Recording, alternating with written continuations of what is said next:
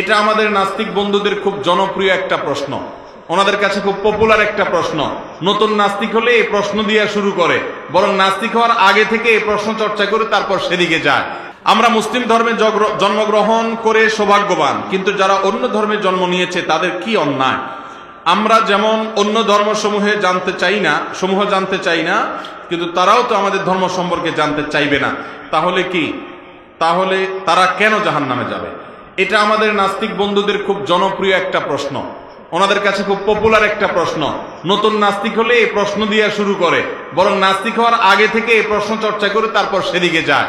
ভাইরা আমার, তাদের আরেকটা পপুলার প্রশ্ন আছে, সেটা হলো যে আল্লাহ রাব্বুল আলামিন 1000 বছর আগে যার মৃত্যু দিয়েছেন সেই লোকের কবর আযাব শুরু হয়েছে, আবার ইসরাফিলের সিংহা ফুৎকার দেওয়ার দিন যে মারা গেছে, তার আগের দিন যে মারা গেছে, তারও কবর আযাব হচ্ছে। তার কবর আযাব হলো একদিন, এরপরে তো কিয়ামত, আর আগের জন হচ্ছে 1000 বছর। তাহলে বিচার হবে তো কিয়ামতে।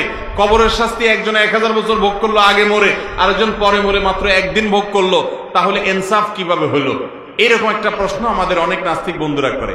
আমি বলি, ভাই, একজনকে আমার সামনে নিয়ে আসেন, এরে আমি গুনে 2 ঘন্টা ধরে 200টা ঘুষি দিব, 2 ঘন্টা ধরে গুনে গুনে। আরেকজনকে নিয়ে আসেন, তাকে আমি একটা ঘুষি দিব মাত্র 3 সেকেন্ড ব্যবহার করে। আমার ওই পরের ঘুষিটা ওই লোকরে 200 কোটি ঘুষি দেওয়ার চাইতে ওজনই হবে, ব্যথা হবে, এর হাড্ডিও ভেঙে যেতে পারে। সম্ভব কি সম্ভব না? তা আমি যদি এই ব্যালেন্সটা করতে পারি, আল্লাহ রাব্বুল আলামিন 1000 বছর আগে না লাখ বছর আগে কে মারা গেছে, আর কে কত বছর পরে মারা গেছে, তাকে শাস্তি কাকে কতটুকু দিতে হবে, কিভাবে ব্যালেন্স করতে হবে, কিভাবে কার কতটুকু হক তাকে ততটুকু দিতে হবে, এটা আল্লাহ রাব্বুল আলামিনের জন্য সম্ভব না অসম্ভব? আল্লাহর জন্য এটা মেনটেন করা সম্ভব কি সম্ভব না? আমরা বেশিরভাগ নাস্তিক বন্ধুদেরকে দেখি, তারা যেসব প্রশ্ন করে আল্লাহ সম্পর্কে, এই সব প্রশ্নগুলোর গোড়ায় হলো গলত এবং হাস্যকর, বোগাস। এর কারণ হলো তারা দেখা যায় আল্লাহ রাব্বুল আলামিনকে তাদের নিজেদের কাতারে এনে নিজের সাথে কম্পেয়ার করে, তুলনা করে, বলে যে আচ্ছা বুঝলাম, আল্লাহ আমাদের সৃষ্টিকর্তা, তাহলে আল্লাহর সৃষ্টিকর্তাকে। এরকম প্রশ্ন করে কি করে না? আরে ভাই, এই প্রশ্ন আল্লাহর জমিনের সবচেয়ে হাস্যকর প্রশ্নগুলোর একটা। কেন?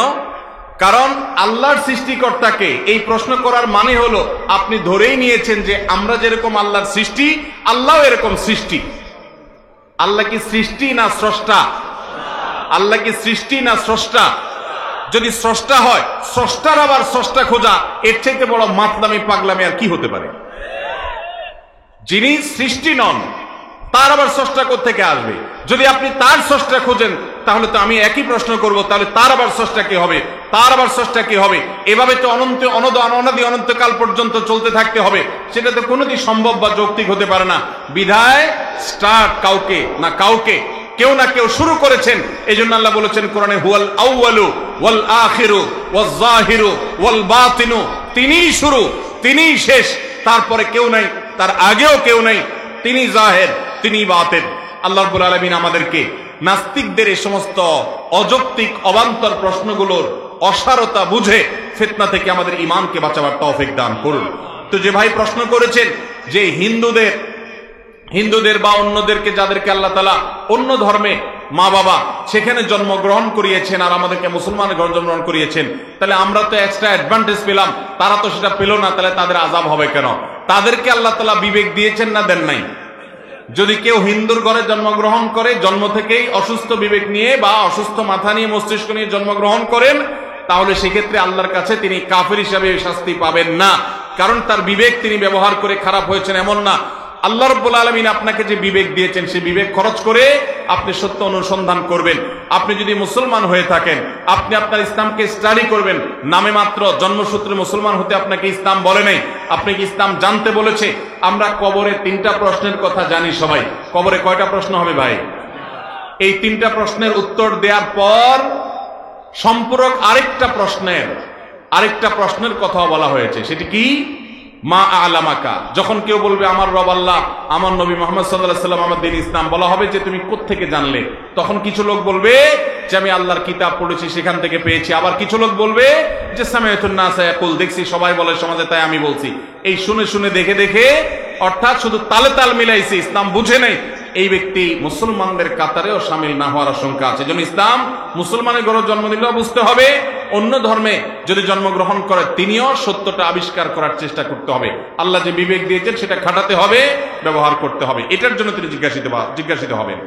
এরপরে প্রশ্ন হলো, আজকের যুব সমাজ নাস্তিকতার দিকে বেশি কেন যাচ্ছে, তা থেকে আমাদের বাঁচতে করণীয় নেই। ভাইরা আমার, আমাদের তরুণ প্রজন্মকে নাস্তিকতাবাদের দিকে ঠেলে দেওয়ার জন্য নানামুখী আয়োজন আছে, নানামুখী প্রচেষ্টা আছে। কখনো শিক্ষার নামে নাস্তিক বানানো হয়, কখনো বিনোদনের নামে নাস্তিকতাবাদের দিকে ডাকা হয়, কখনো মুক্তমনা হওয়ার নামে তাদেরকে নাস্তিকতাবাদের দিকে ডাকা হয়, নানা সময়ে তাদেরকে নাস্তিকতাবাদের দিকে ডাকা হয়। এই ফিতনার জোয়ারে আমরা অনেকে গা ভাসিয়ে দিচ্ছি। এটা থেকে বাঁচাবার জন্য আমাদের সন্তানদেরকে, অভিভাবকদের দায়িত্ব কর্তব্য হলো যে পারিবারিকভাবে ইসলাম চর্চাকে বাড়ানো, এমন ভাবে বাড়ানো যে বাহিরের যত রকমের ফিতনা আছে এই সমস্ত ফিতনাগুলো মোকাবেলা করার মতো শক্তি আমার সন্তানের থাকবে, যাতে করে সে সেগুলো মোকাবেলা করতে পারে। আর তা না হলে সে এক এক জায়গায় যাবে, তার ঈমান বিক্রি করে আসবে। আল্লাহ তাআলা আমাদের সন্তানদের ঈমানকে হেফাজত করার তৌফিক দান করুন। যুবক ভাইরা, নিজেরা ঈমানি সার্কেলে চলবেন, দিনদারদের সার্কেলে চলবেন, মুত্তাকি বন্ধু বান্ধবদের সাথে উঠা বসা করবেন, হালাল হারাম মেনটেন করে তাদের সাথে চলাফেরা করবেন, মাহরাম মেনটেন করে তাদের সাথে চলাফেরা করবেন, ভালো বন্ধুর সাথে সঙ্গ অবলম্বন করবেন। এটি হলো ফিতনার যুগে বাঁচার একটা বড় উপায়। আল্লাহর কাছে পানা চাইবেন। সূরা কাহাফের প্রথম 10 আয়াত বেশি বেশি পড়বেন। এটা হলো শেষ যুগের ফিতনা থেকে বাঁচার জন্য অসম্ভব উপকারী একটা আমল। আল্লাহ তাআলা আমাদের ঈমান আমলকে হেফাজত রাখার তৌফিক দান করুন। ইসলামের বিরুদ্ধে যে সংশয়গুলো তৈরি করে সংশয়বাদীরা, তাদের বিরুদ্ধে আমাদের যে সমস্ত ভাইরা লেখালেখি করেন, আমাদের আরিফ আজাদ আছে, আমাদের ডাক্তার শামসুল আরিফিন শক্তি আছে, আমাদের রাফানা আহমদ আছে, আমাদের আরো যে সমস্ত তরুণরা তারা লিখছে, ডক্টর জাকির নায়েক আছেন, আহমদ দিদাত রাহিমাহুল্লাহ আছেন, তাদের বক্তব্য, তাদের লেখনীগুলো যত বেশি পড়বেন, ইনশাআল্লাহ নাস্তিকদের, নাস্তিকতাবাদের বস্তা পচা সস্তা বিষয়গুলো তত বেশি আপনার সামনে খোলাসা হয়ে যাবে। আল্লাহ তাআলা আমাদেরকে ফিতনামুক্ত ঈমান নিয়ে দুনিয়া থেকে যাওয়ার তৌফিক দান করুন। এরপরে প্রশ্ন হলো, সত্যি আল্লাহ কাছে শুকরিয়া সারা জীবন ফোনের ভিতরে দেখা মানুষটিকে, পাম্পটি না দিয়ে মূল প্রশ্ন বললে হইতো। আলহামদুলিল্লাহ, আমার অনেক দিনের একটা প্রশ্ন, আশা করি উত্তর দিবেন। আমি এক সময় হারাম রিলেশনে ছিলাম, এমনকি তার সাথে শারীরিক সম্পর্ক করেছি। আলহামদুলিল্লাহ, এখন থেকে সব থেকে মুক্ত। আমার এই অপরাধের জন্য কি শুধু আল্লাহর কাছে ক্ষমা চাইলে হবে, নাকি ওই মেয়ের কাছে ক্ষমা চাইতে হবে? অনেক দরকারি একটা প্রশ্ন, কারণ অনেক যুবকরা এই ধরনের প্রশ্ন প্রায় করে থাকেন। আপনি যদি কখনো জেনায় লিপ্ত হয়ে থাকেন, তাহলে আল্লাহর কাছে মাপ চাইতে হবে, চাইলেই হবে, নাকি যার সাথে জেনা করেছেন তার সাথেও মাপ চাইতে হবে, তার কাছে মাপ চাইতে হবে? উত্তর হলো, যদি তাকে তার প্রতি জবরদস্তিমূলক ধর্ষণ করে থাকেন, আল্লাহ মাফ করুক, জঘন্য অপরাধ, তাহলে সেক্ষেত্রে এটা তারও হক নষ্ট করেছেন, আল্লাহর হক নষ্ট করেছেন। আল্লাহর কাছেও মাপ চাইতে হবে, তার কাছে ক্ষমা প্রার্থনা করতে হবে যদি চাওয়া সম্ভব হয়। আর যদি ক্ষমা চাইতে গেলে বরং আরো বড় হবে ইস্যু, তাহলে সেক্ষেত্রে আল্লাহর কাছে ক্ষমা চাইবেন এবং তার জন্য দোয়া করবেন। আর যদি ব্যাপারটা হয় যে না, মিউচুয়াল আন্ডারস্ট্যান্ডিং এর মাধ্যমে দুইজনের সম্মতিতে, তাহলে শুধু আল্লাহর কাছে মাপ চাইবেন, ইস্তিগফার করবেন। আর নতুন করে ক্ষমা চাইতে গিয়ে বরং আরো হারাম রিলেশনে জড়িয়ে যান কিনা সে আশঙ্কা থাকতে পারে, এই জন্য আরো দূরে সরবেন এবং আল্লাহর কাছে ক্ষমা চাইবেন, যথেষ্ট হবে ইনশাআল্লাহ।